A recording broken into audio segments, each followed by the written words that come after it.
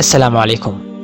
Waxaa la joogaa xilliga ugu badan ee laga doodi lahaa mowduucyo ka doodistoodu socon doonta 10 sano ee soo socota. Mowduuceena maanta waa isbeddelka cimilada. 10 sano ee la soo dhaafay, cabirka badaha ayaa aad kor ugu kacay. Waxaan si aan horay bini'aadamku u arag isku beddelaya cimilada dhulka oo dhan. Malaayiin qof ayay saameyn ku yeelatay cimilada aadka ah sida duufaanada iyo daadadka. Maadaama sanada 2019 soo ilaatay, waxaa la filayaa in sanada cusub ee 2020 noqon doonto sanada ugu kulul ee dhulka. Mowduuceena maanta waxa uu gabi ahaanba ku saabsan yahay sidee cimilada dhulka isku beddelaysa.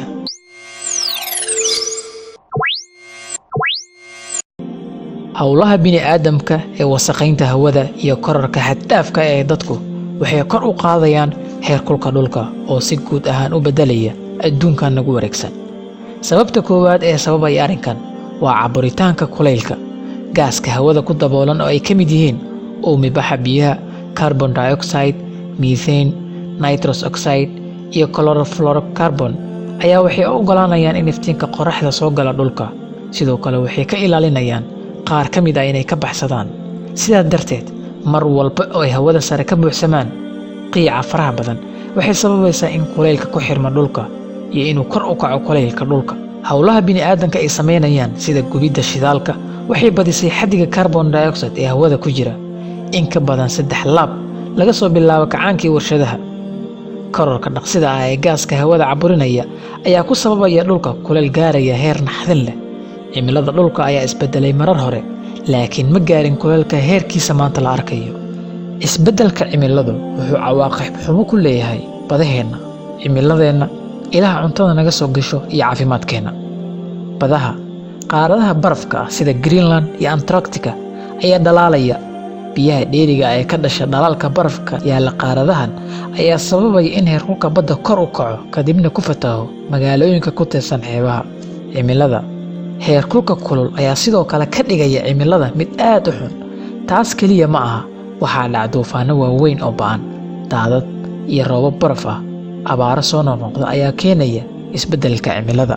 Ilaha cuntada aan ka helno iyo kororka dalagyada ayaa sii adkaanaya. Aagagga dhirta iyo xayawaanada ku noolaan lahaayeen oo baaba'aya, iyo sahayda biyaha oo yaraanaysa. Marka laga soo tago caqabadaha cusub ee dhinaca beeraha iyo isbeddelka cimilada, sidoo kale wuxuu si toos ah u saameyn karaa caafimaadka.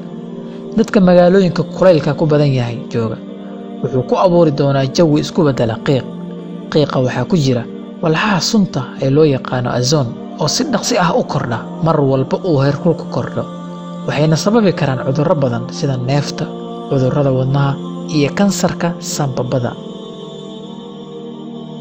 Ugu dambayn, inuu isbeddelka cimilada gaaro heerar aad u sarreeya waxaa sababay bini'aadamka, waana isla iyaga kuwa la dagaalami kara isbeddelka cimilada.